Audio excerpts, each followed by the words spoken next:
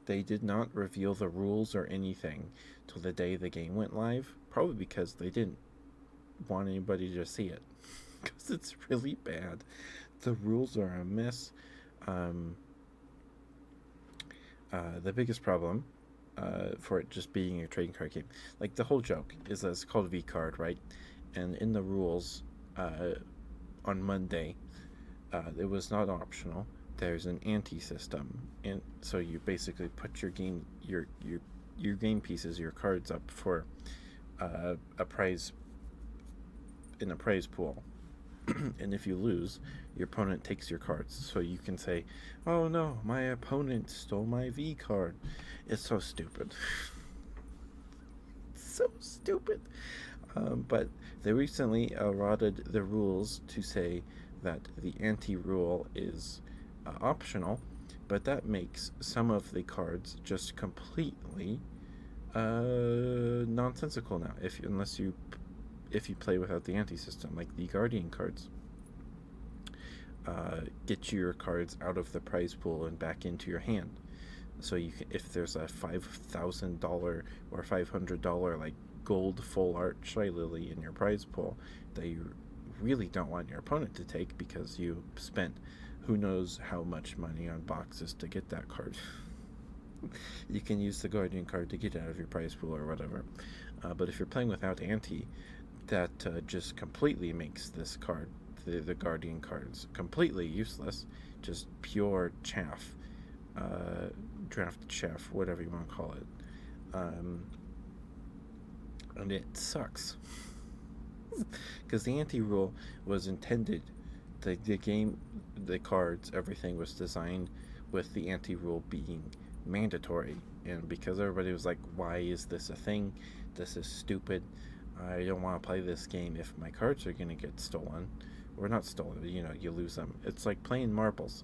I never wanted to play marbles with my marbles when I was little because I didn't want people to take my marbles.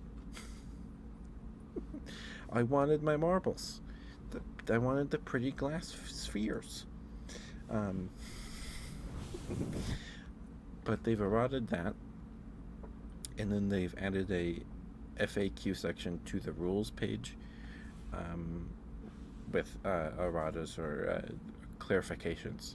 Like, the rules were just not made by someone experienced with TCGs, or if they were, they played like Yu-Gi-Oh in, in like sixth grade, when in like 2003, when the game was very simple, um, and like playground rules.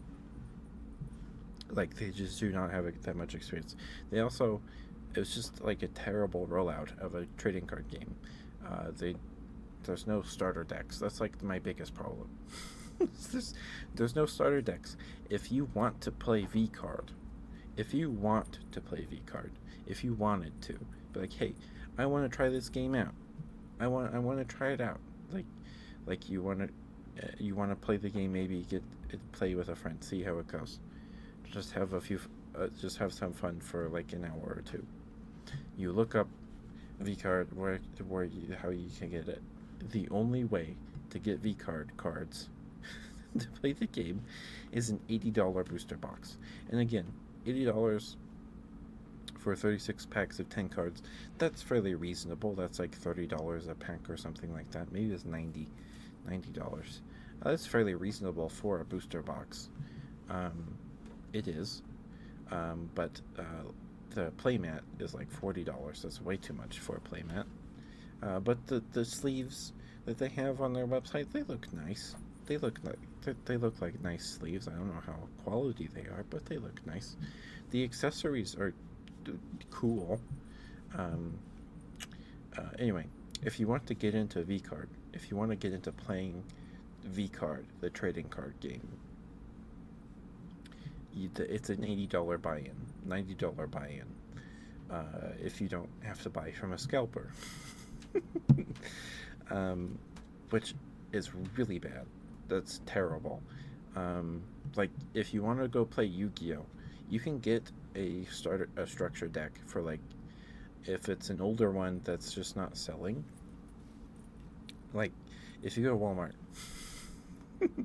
go to the trading card section by the checkout. Maybe it's been sitting there for a while. If the Yu-Gi-Oh decks seem to go on clearance if for after a few months, and they reprint the Legend of the Blue Eyes, uh, Legacy of the Blue Eyes deck fairly often. It's from like 2008, and they're still printing it, um, and it's regularly marked down to like $8.99. If you want to try Yu-Gi-Oh, it's like less than $10 if you get one discounted, just to try it out. It's like $10. And if you want to play Pokemon, their decks, they're like V Battle decks or whatever they're called, at the V Star decks. I think they're like 10, $12, which is fairly good for a deck, a starter deck. That's fairly decent. Magic decks, I don't even know if they do like starter decks for. I know they do like two-player starter kits, and of semi like once or twice a year. They did one for the Assassin's Creed set, and I don't know if that sold very much, but you can get those. I think for 15, if you're lucky, if they came out recently, um, of course, and you can play that with two people. And it comes with a code that you put into Magic Arena. Then you can play with those cards in the online client.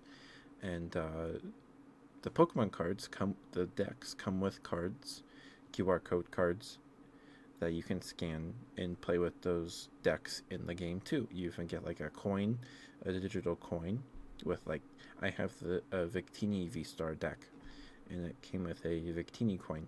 They've since made the coins like really big. When I was little, they were very small, like the size of like a quarter. Um, Nowadays, the coins are massive, like maybe a little smaller than the circumference of my palm. Probably just because, they put a choking hazard in those, right? um, but yeah, so it's just a terrible rollout of a trading card game. From a player's perspective, I'm sure the company is like super happy with how much money they've made. Um, another thing, I haven't like read like every VTuber card has like flavor text on it, and a lot of them just don't seem to make any sense. Like if you go to the website and like scroll down and look at all the cards, the how the rules are written and like the flavor text on the cards like feels like you asked an AI to write flavor text for uh, a cat girl witch or something. There's one Megalodon's card. Her flavor text. Her type is her card type is her card's element is water. So she's strong against fire, and her card's weak against lightning. But her flavor text says that she hates touching grass and is very weak to it. But her weakness is lightning. I think they should have just given her a weakness to grass. They probably it just oh my goodness. Anyway, um, it's just really sad because it could have been so much better. But I don't know. I don't have too much experience with gamer subs. I don't. I don't like energy drinks, even if they're not caffeinated. I'm okay with just water. I live like this, and it's not. I'm not dying. So, um, yeah, my heart doesn't like caffeine. My heart does not like caffeine. Maybe it's because I've been abstinent from caffeine my whole life. Besides, like the small doses you get in like chocolate and stuff, because chocolate has caffeine in it. Um, but yeah, so it's just I don't need it. I have my gallon igloo jug right here. I don't need a little gamer subs tumbler. I would be so annoyed that I'd have to refill it like every 20 minutes. I would. Oh my goodness.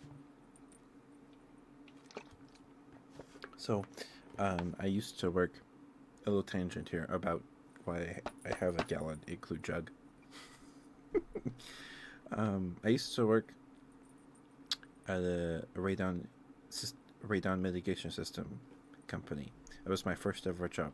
My my grandma knew the company's owner. They were in the same church ward, uh, and I used a gallon cup or a gallon mug jug because it's supposed to stay hydrated. um, and then I used that one forever.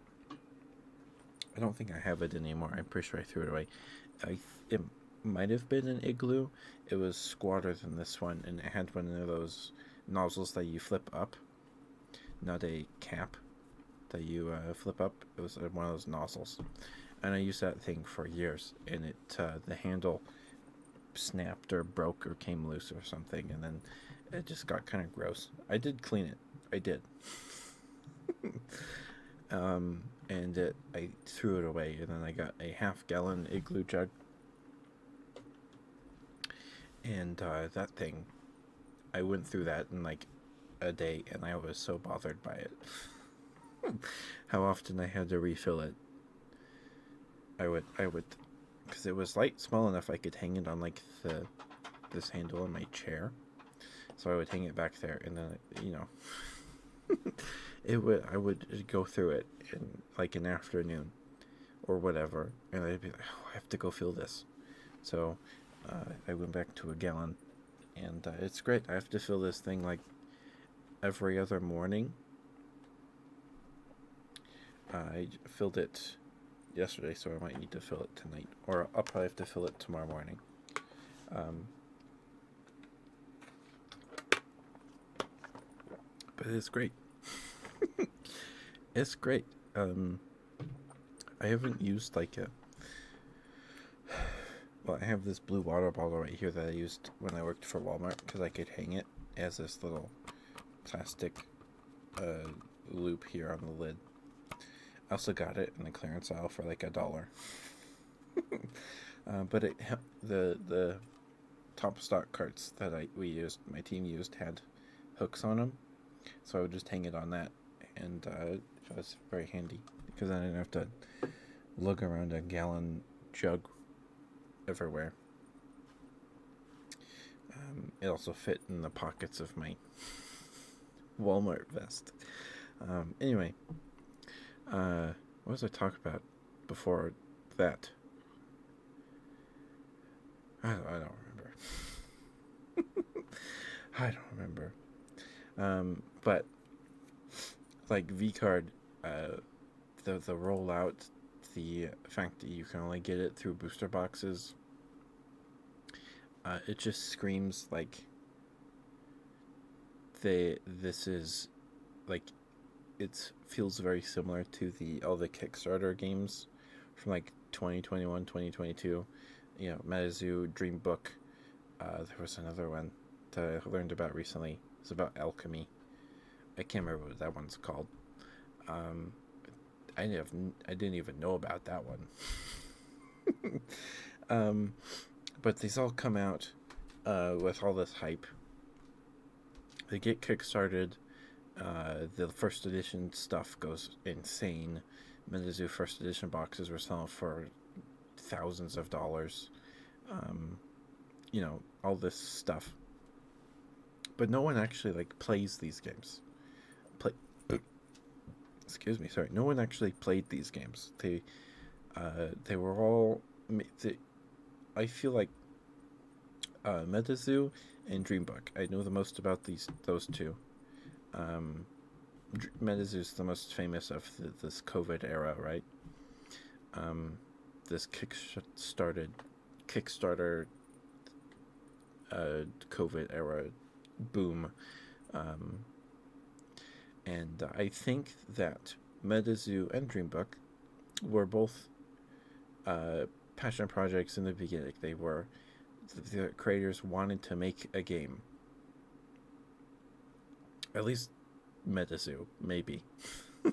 I think both of these games creators wanted people to play them, and then they subsequently got involved with people that did not care about the game and just wanted to make money. Metazoo It's this fun little game. Uh, little. Um, it's fun. Um, it's not the best game ever. Its gimmick is the fourth wall effects, right?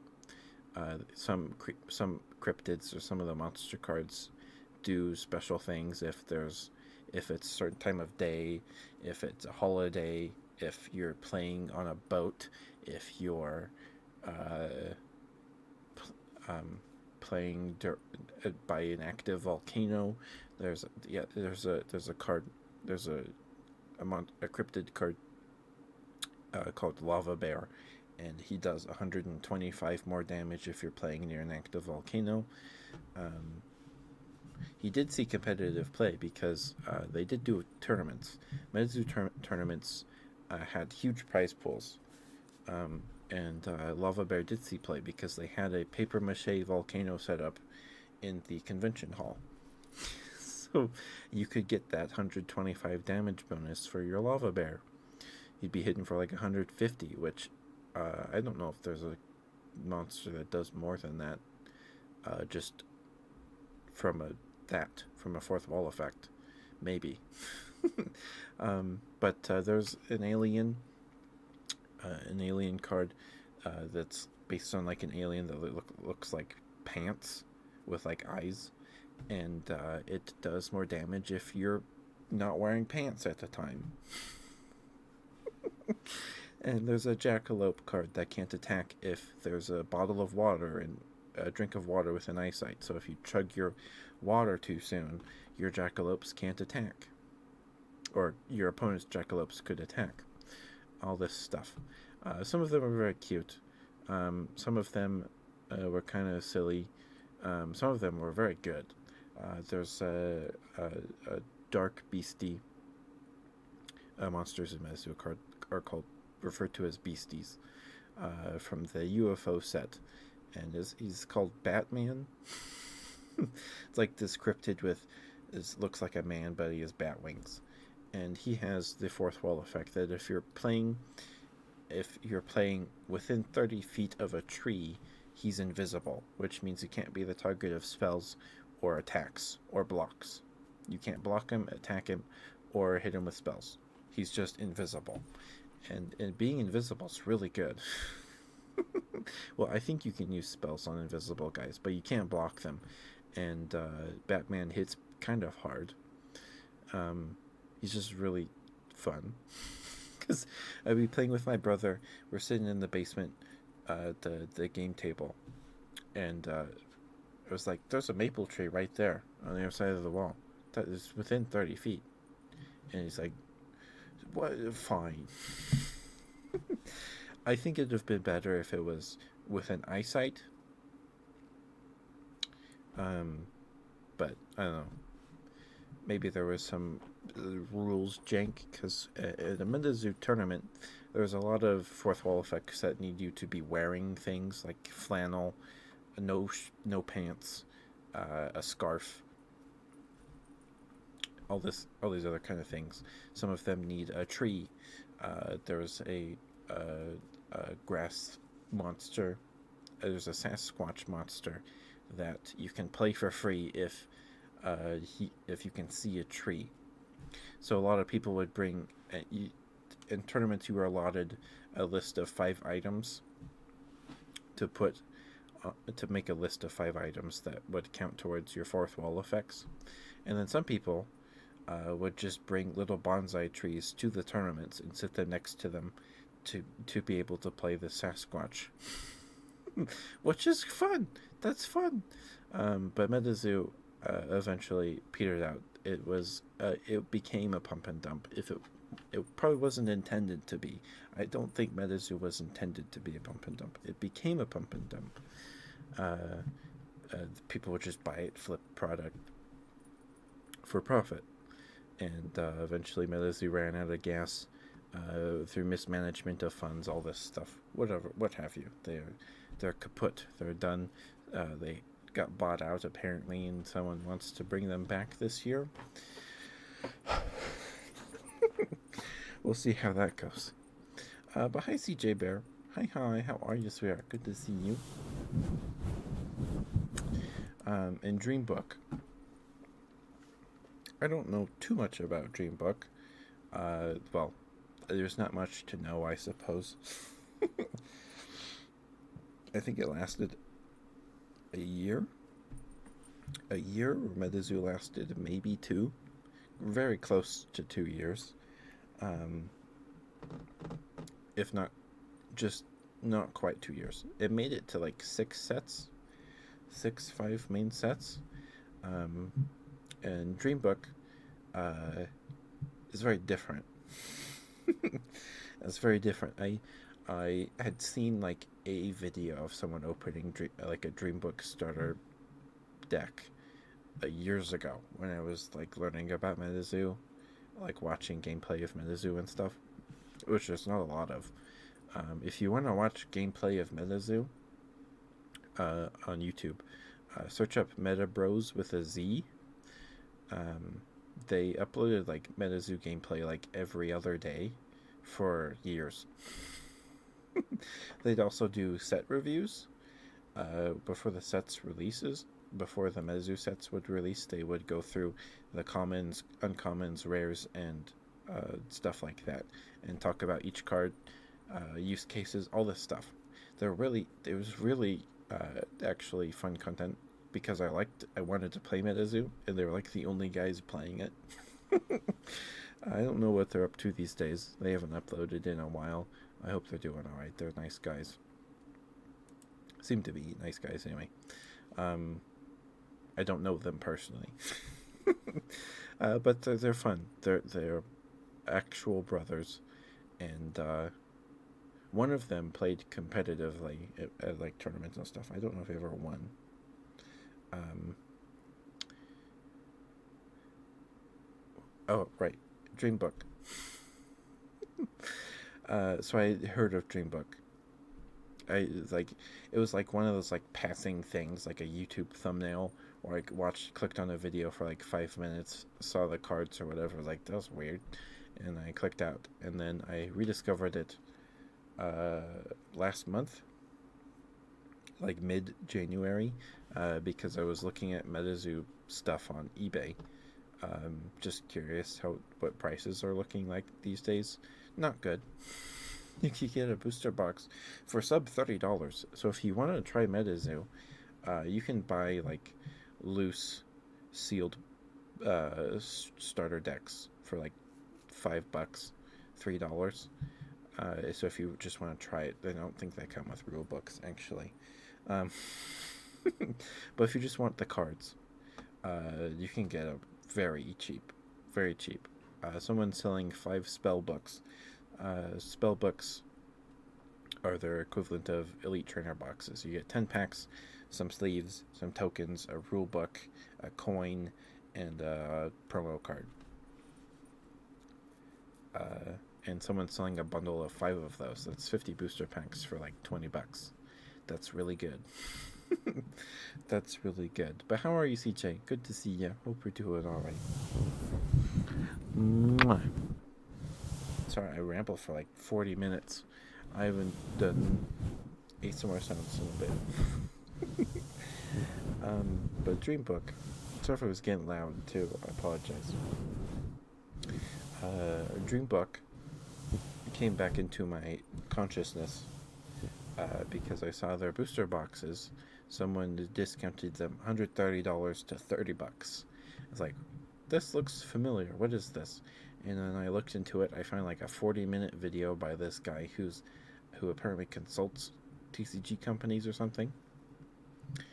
He hasn't uploaded in like a year. He kind of looks like Germa, or Germa looks like him. It was kind of a little strange, but he talked for like 40 minutes. He did this presentation on why Dreambook is a scam. This was before the Kickstarter was finished, I guess, and he like broke it down completely why Dreambook is utterly terrible as an investment. And it is. It was. unless you want a starter deck, those still go for like at least $60. That's twice as much as a booster box. Because I think you can only get this starter decks. I think you only get product through the guy's website, through Dreambook's website, and I don't know if you could get starter decks outside of the Kickstarter. I don't know. Anyway, those aren't being discounted by this seller on eBay that these booster boxes are right now. And he goes down like 40 minutes. It was engrossing. I loved it. It's like you finding an anime or a show that you really like, but it's all out now. It's been out for years, and you just binge it all in like an evening. That's what I did with learning about Dreambook. It was fascinating. Um, because what happened to MetaZoo took a little while for the hype to kind of die down and for it to just fizzle out. The company actually fizzled out. Dreambook kind of sped ran that, I guess. I don't know. Um, Apparently, the creator illustrated a few of the cards. He would illustrate some cards, and he blatantly like traced artwork of cute anime girls and other things. He got caught red-handed just tracing artwork, and he did not say, "Hey, I'm sorry. We'll do better the next set." No, he said he doubled down. He said, "I didn't plagiarize. I drew these myself, my own pen, my own paper, and my imagination." And everybody, it was like, really, really. One of the first cards that got caught, he got caught doing this is a pirate girl, pirate anime girl. Um, that is just you can look up the image online, the artwork. It's really nice. And then he just traced it. You know what? It's like uh, these bootleg toys, these bootleg little figures or whatever, anime figures, what have you, because they make a mold of the actual real thing, but because it's a mold of the thing and not using the mold of the original figure, the bootleg is slightly bigger, like not noticeably bigger, but a little bigger. And then as bootlegs go on, these they get more and more just noticeably blobby as they make molds of bootleg use bootlegs to make molds to make bootlegs of bootlegs, just this chain, and where at the and you get to the point where you can't even recognize the character. That's kind of what he did with this tracing of artwork.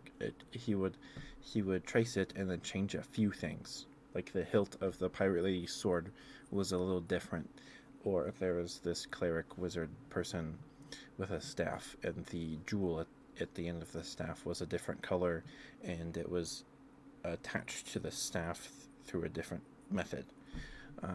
All this stuff. This slightly different. Like you took a Renaissance painting and like drew, just painted over it. That's essentially what he did. And he got caught doing it before the Kickstarter was done. And I know he had a few other artists do art for him. Um, as far as I know, they could. I don't know. They could be him under a pseudonym, but I doubt it because a lot of that art is good. Like it's decent. Um, and so anyway, Dreambook. If you want like the rules on how to play, like physically, you have to get them in a starter deck. They don't come in booster boxes. So it's like, how do you play this game? Because I've seen all this stuff. I watched the 40-minute video of the guy breaking down how it's a scam, very efficiently, and just brutal. It was so fun to watch that video. Um, it was so much fun. It felt like 2 hours, but it was like 40 minutes. I was engrossed the whole time learning about this because it's like, oh, Medizu kind of did that, and they did that, and they did that. They didn't trace artwork. They had their own in-house artists. Medizu did. Um, it was like, how do you play this game? What does this even look like? Because Dream Book is the first trading card game tactics game. It's just a miniatures game, but you use pieces of cardboard instead of pieces of plastic or resin. That's it. That's the only difference. Um, they have so there's only like one video of like Dream Book gameplay on YouTube, and it's on the official Dream Book YouTube channel, and it has like less than 700 views. It's like 650, and I've added 3 because I've watched it a few times just to try and figure out how this game works. And it's still not clear to me. But the video is like him playing with like a local game store owner, and like showing it off for like the first time because they used like test print decks that were all holographic, and the cards move on a grid board. You have a starting row where you can place any of your cards on the starting row, um, anywhere on the starting row, and then you can move them. They have movement that you can use. And if you want to move diagonally, you move sideways and then up. That takes 2 movement. It's like in D&D, grid-based D&D combat, where if you want to move diagonally, that counts as half your double the movement allotment, right? So if you want to move diagonally, that uses 10 feet of movement instead of 5. Anyway, so you can play figments. Figments are your creatures. Then you have spells or skills and artifacts, and I guess lands in later sets. I don't know how lands work. They also added a level up mechanic that there's a channel that did open Dreambook product that they said they played it, and they didn't know how the level up mechanic worked. You would get like this guy but level 2 card, and I don't know if you play it on top or sacrifice the level 1 guy. I don't know how it works. But you move along this grid, and if your opponent doesn't have creatures on this grid, you win, even if they have a more deck left, and there's no decking out. If you run out of cards in your deck, you just play till either of you kill each other's creatures first. And it seems interesting. Like, it seems like there's room for depth of strategy in this game. It seems like it.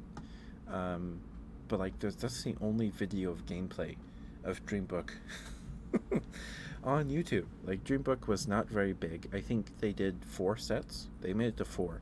There's Space Set, Jurassic Journeys, which has dinosaurs in it, and like space-time police military guys. And the 3rd set was Mystic.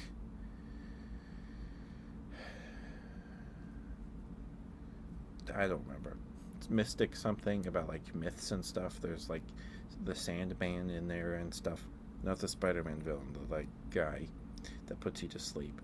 And then the 4th set was Crystal Islands, which apparently has mature themes, like explicit artwork. And I think from watching openings of Crystal Islands, there's like 2 that I found. The explicit artwork is like 1 card where there's like nipples. For what I've seen from an opening, I don't know if there's like a secret rare card where like it's a nude anime lady. I don't know. But apparently they printed like 500 booster boxes of Crystal Islands. Oh, Crystal Islands also went down from the first 3 sets were 9 cards a pack, and then Crystal Islands went down to 5 cards a pack. And yeah, apparently it was kind of contentious that they add this mature themes cards with like nudity in them. It was contentious at the time. Uh, they had apparently plans for another set, a fifth set. I don't know if that exists. I don't know if that exists. I have not seen it on eBay anyway. Um, but yeah, and there were plans for this fifth set, and they were going to put more explicit stuff in it. And yeah, this is kind of a mess. Um, and the Crystal Island cards look the best out of the cards I've seen in other openings. The border is less busy. The borders of the Dream Book cards of the first three sets were like this marbled purple on pink, like kind of like gas. Like the the back of like an old Magic the Gathering blue card with like the wavy dark blue on the lighter blue. It was like that, but purple, but on the border. And then the cards have the name of the creature or whatever in a text box, and then there's a gap between that little text box and then the box containing the artwork, and then below that there's no gap between the next text box, which has the creature's type and stuff like that. And then it uses like three different fonts. There's all these symbols on the bottom of the card that I can't parse what they mean by looking at it. There's a heart, a shield with two letters in it, a diamond, and like maybe the card number of the set. Maybe it honestly, they look like runes or something on like an old like ritual to make your neighbor give you back your your pitchfork that you let him borrow. like like it looks like he's something you write on a piece of parchment, roll up, and then like just say a prayer over. I don't know. Um, I know I so I might go on another rant here. Please, we're probably gonna call it night here in like 20-30 minutes, depending on how long I ramble. Please feel free to redeem trigger requests, please. Please do it. I don't feel like you can't. I'm just talking. Um, so I was raised Mormon. I've talked about this. I haven't talked about it in a while. I'd like to talk about it because it's interesting to me. I was raised Mormon. I found out I don't practice anymore. It's all a bunch of baloney and hogwash.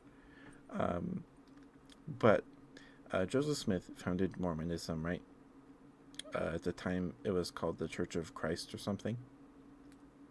And then it later became the Church of Jesus Christ of Latter-day Saints. That's the sect of Mormonism I grew up in. There's a few other sects, however you say that word, of Mormonism. There's the FLDS and another one that was continued or founded by Joseph Smith's son, I believe. And Joseph Smith and his family practiced. He was a. There's a really good video about it out there. Um, there's a guy that does YouTube videos, like hours long YouTube videos talking about all this stuff. They're great. His name is Dan Vogel, I believe that's just the name of his channel too. He's great. I love his stuff.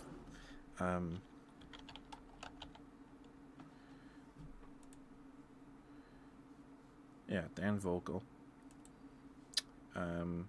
He did a video, Joseph Smith the Necromancer. that was a really fun watch.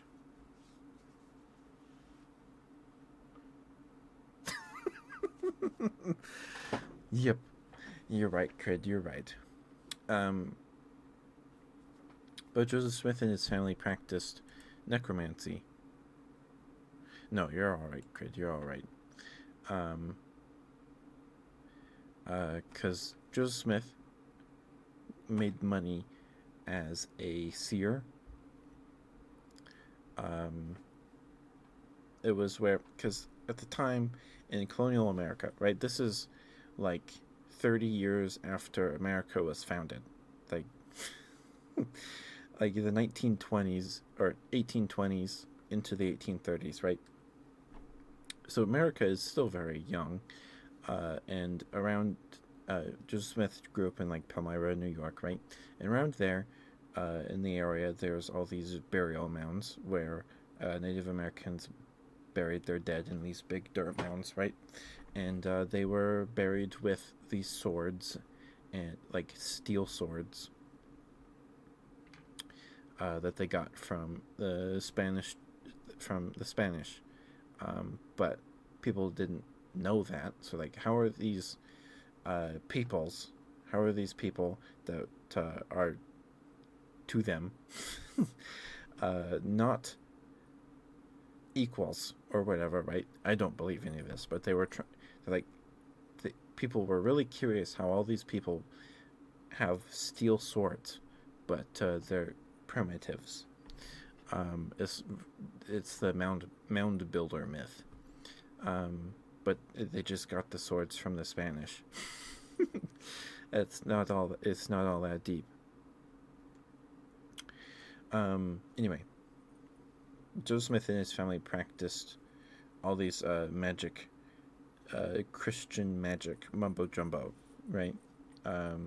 Because he was a practicing seer, so he and his brothers or whoever would go and from town to town, going, "Hey, I'm a seer.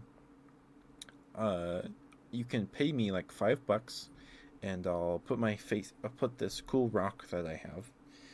It's a cool rock. There's pictures of this rock online.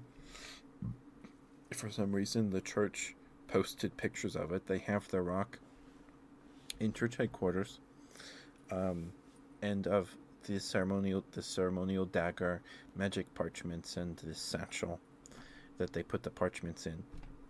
And you can go look up the rock. It's a cool rock. Honestly, I get why he liked it. It's cool. It's this chocolate colored rock. It's just like an oval shape, but it has circumferential, uh, whatever that word is, rings of lighter brown going down it, and it's very cool. It looks like a gobstopper almost. It's a very pretty rock. Anyway, he liked this rock. They go, okay, I'm a seer, and then they would have people that would dig, and they would go around and be like, hey, you can give us like $5, which was a lot back then, $5, and we'll try and get this buried Spanish gold for you that's in your backyard. We'll do that for you. So Joseph would sit with his face in a hat, and he would locate the treasure. And then a team of people with shovels would dig for it. And they would practice necromancy. They would do this ritual to repel spirits guarding the treasure. These vengeful spirits or guardian spirits over this treasure. You would dig in a circle. You would engrave in the ground this magic circle, and then you would dig down, and the circle would repel and keep you safe from spirits. It would repel the spirit, keep the spirit away from the treasure, but you have to stay in the circle the whole time. And so this was their gig. They would go from town to town till everybody got sick of them in one place, and they would go to another place. and they would dig, and they would go, "Oh man, we dug, but someone smudged the dirt on the surface, and they broke the circle, and the spirit pushed the treasure deeper into the earth. We're sorry, man. Thanks for the $5 though. Good, better luck next time, pal." And then they would do this all over the place. There was a particular guy that had seer work done. They had other people try to do seer work to find this Spanish gold in their backyard. And then he heard Joseph was really good at it. He's like, "Hey, Joseph, I've had people try to find this gold for months. Can you please help me out? I'll even like move you out. I'll pay for your boarding. Uh, I'll I'll find some guys to help you dig. And if you and this, in addition to the guys you've got, I just want this treasure." So he did this for like a few weeks, and Joseph was like, or somebody, I think it was probably Joseph, said that there's a goose feather or a bird feather on top of the chest with the gold in it. Like this super vivid image was he painted of this treasure in the earth, and it was like, "I see it. It's over there by that tree or whatever." And they were digging. They set up the circle, whatever. They're digging, and then somebody drops a feather in the hole discreetly, and was like, they were like, "Oh, we're sorry, man. We didn't find the treasure, but we did find the feather that was on top of the treasure chest. So it's close." And then he's like, "Oh, well, thanks anyway, guys." And then he left. And then Joseph and his brothers left, and his pals. His pals left. And then the guy that hired him, his son, was like, "Dude, they fleeced you for like $50. They fleeced you. They scammed you, Dad." And their dad was like, "No, they found the feather. They did it. They didn't scam me. They just the spirit pushed the spirit shoved the chest of gold deeper." And his son's like, "No, they fleeced you, Dad." And his son brought Joseph to court for uh, disorderly conduct or being a disorderly person, and uh, um, just being a con man. I don't remember the specific charges. Um, and he went to court, and the problem was that the guy's son, the dad, the guy was believed Joseph was a seer, that he could see the treasure because they found the goose feather in the hole. So he testified for Joseph, and the judge was like, "What?" "I'm throwing this out. It's no." So Joseph didn't go to jail. This is so interesting to me.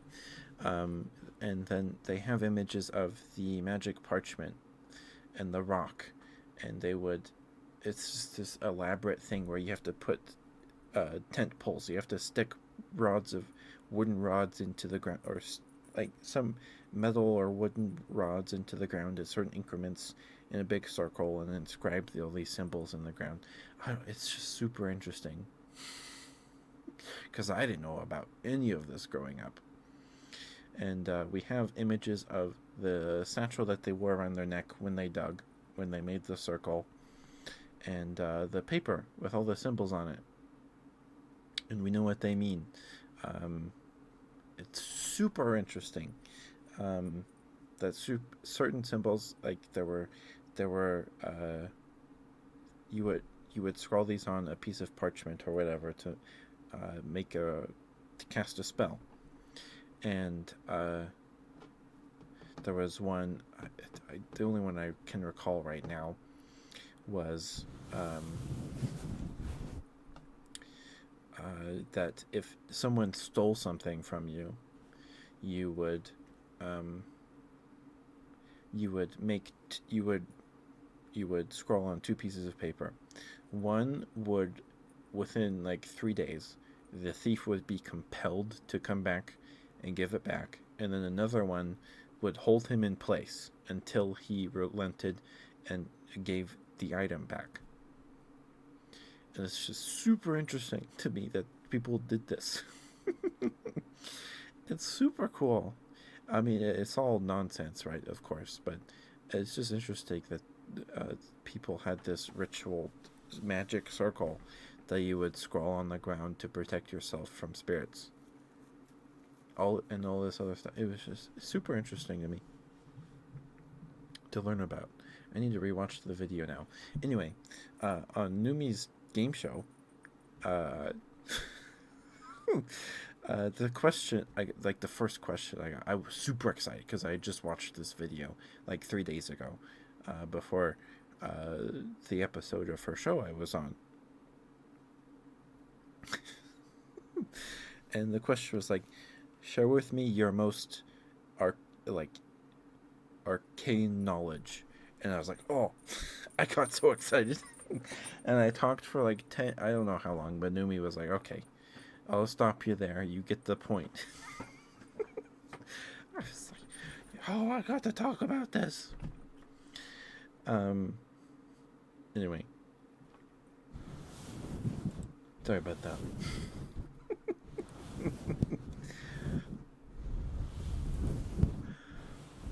Again, if you want to watch the video that I'm talking about, just search Dan Vogel.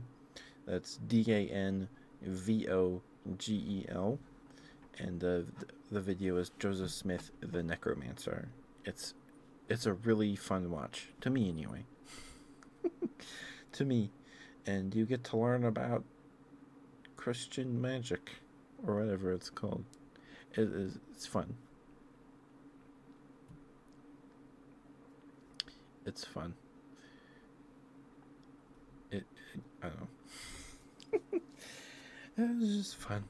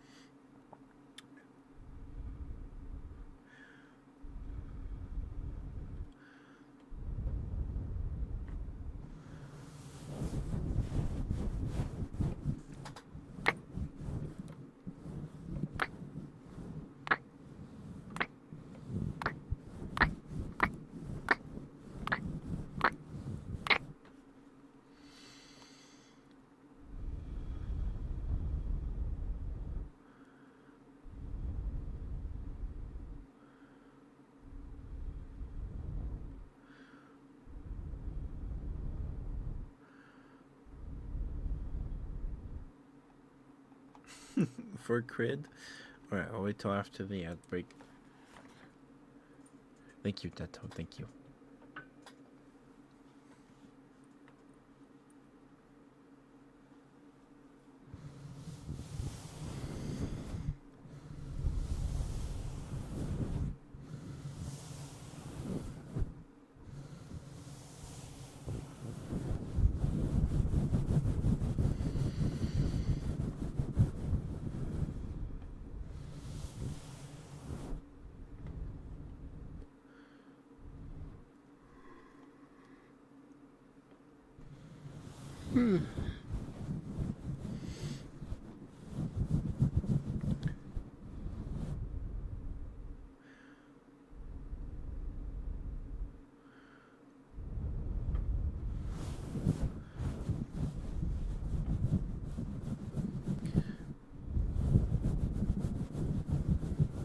Thank you for sticking through the ad break. We'll probably call it here in like 15 minutes. So if there are any other trigger requests, please get those in soon. Hi, Thorin. Thank you for being here, sweetheart. Thank you, thank you. Hope you're doing alright. Hope you've been well. Thank you for being here. Alright, Crid, do you accept this good boy gift from Teto?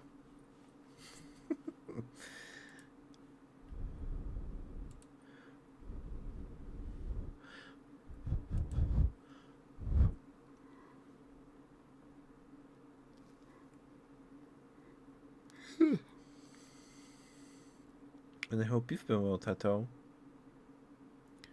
Hope you've been able to get some good rest.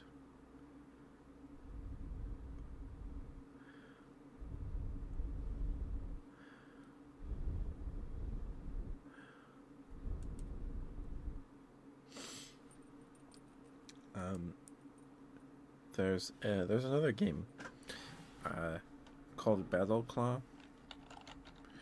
I don't remember how old this game is. It 2010s, late 2010s maybe. Um, it had a cartoon.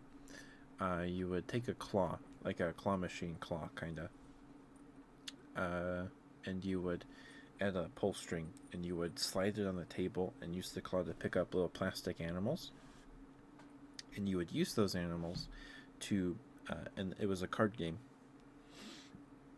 and you would use the color, and all the creatures were different colors, right? Or there was four animals, maybe five.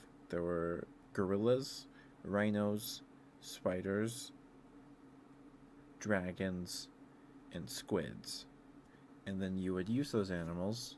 You would pick up the plastic animals with your claw, pull it back, and then you would use the ones you got with your claw that turn to build your creatures on with your cards. So there were fusions of all the animals. There were squid, gorillas, dragon, rhinos, all this other stuff. So you built these creatures using the plastic colored animals you got. And then there were animals that were dual colors. There were green and yellow gorillas, all these other colors. And the colors were green, yellow, red, blue. And then there were special purple, glittery ones that were any color you wanted, any color you needed them for. I have yet to play it. I've yet to play, but I have a lot of stuff for it.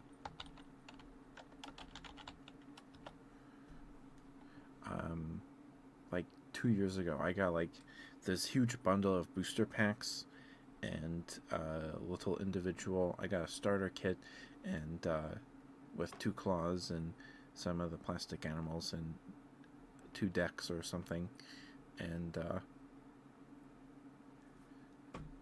yeah, if you wanted to play it, you can get it for pretty cheap. Um,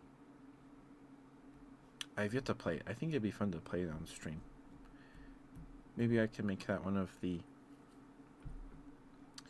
3DO goals. Maybe I can do that.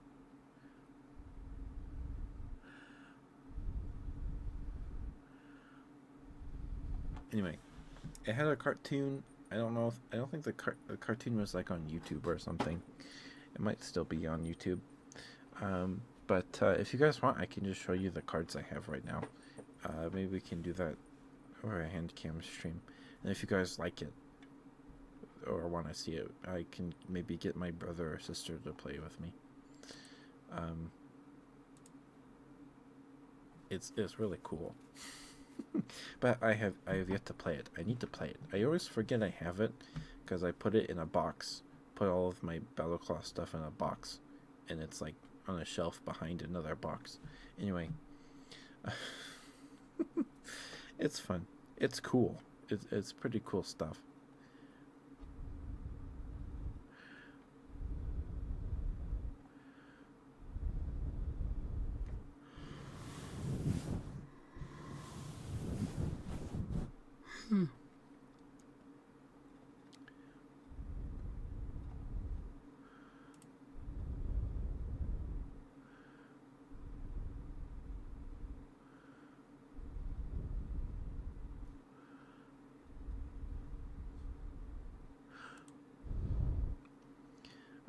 I also found out about it because someone found um, Battleclaw stuff at like the dollar store and like repainted the rhinoceros figures and dragon figures for a D&D game. I was like, these guys look kind of cool. What are these? Battleclaw? What's that? And then I found a video talk about it, and it looked fun. It looked cool.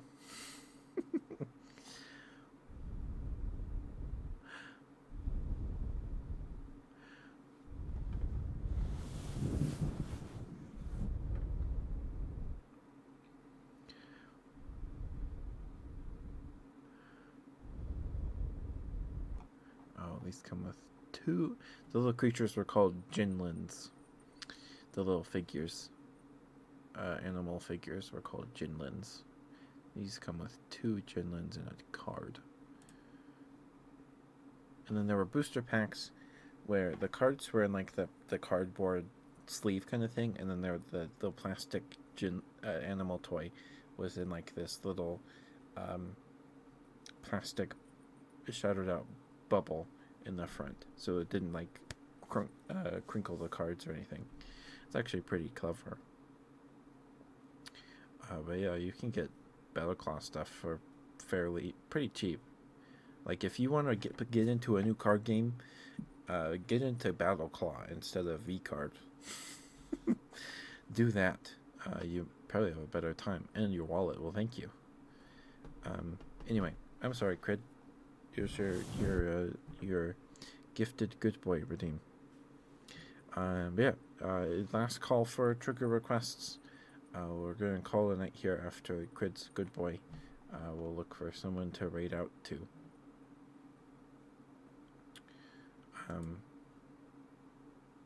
Just a final call. If you don't get him in tonight, you'll have to wait till Friday. Today's Wednesday. It's not streaming yesterday's thrown me off.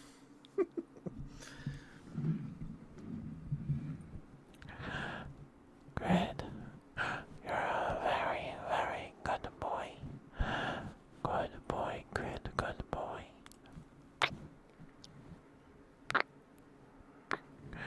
Good boy. Good boy, Grid, good boy. Good boy, good boy, good boy, good boy.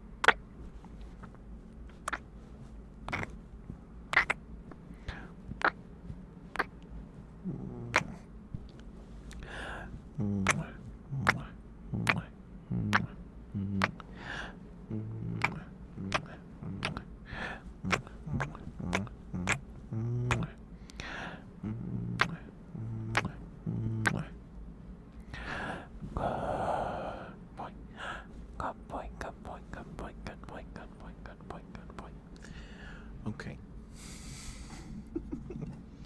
Oh no. Karu's raiding. Okay. Can't make Karu. Good boy, Greg. Good boy. Good boy. Such a good boy. Yes, you are. Yes, you are such a good boy. Good boy. Good boy, Greg. Good boy. Yes, you are. Such a good boy. Yes, you are. Very, very good boy. Good boy. Good boy. Mwah. Mwah. Mwah. Good boy, Gret. Good boy. Good boy. Good boy. Good boy. Mwah. Mwah. Mwah. Okay. We'll have to find someone else. We're going to pause for just a second. In case Cora raids us.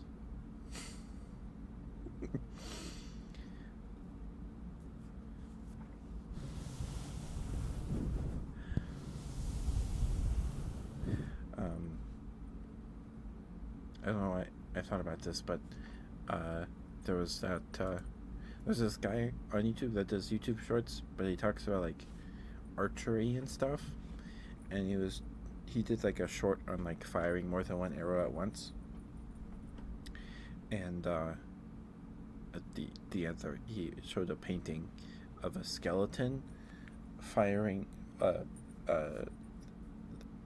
about to fire 3 arrows at once, and the picture goes so hard. It's so cool.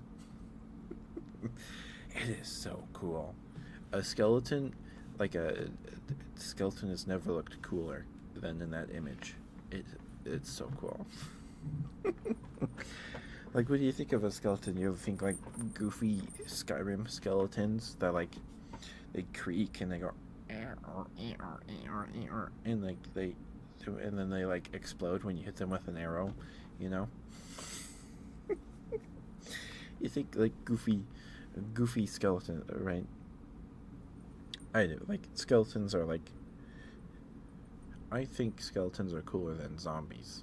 I think I like skeletons more than I like zombies, but you know, that skeleton looked cool. Like that skeleton would kick your butt. Anyway.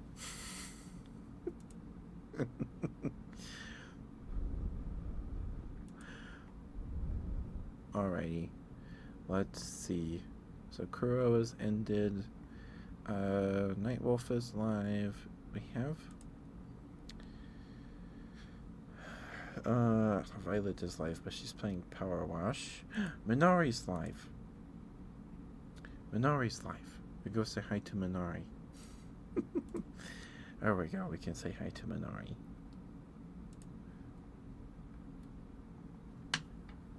She deserves way more followers than she has right now. It looks like she's past 300 though. I think she's at 200 when we met Minari. Alright, hopefully she does not read out soon. Read out while I'm typing this.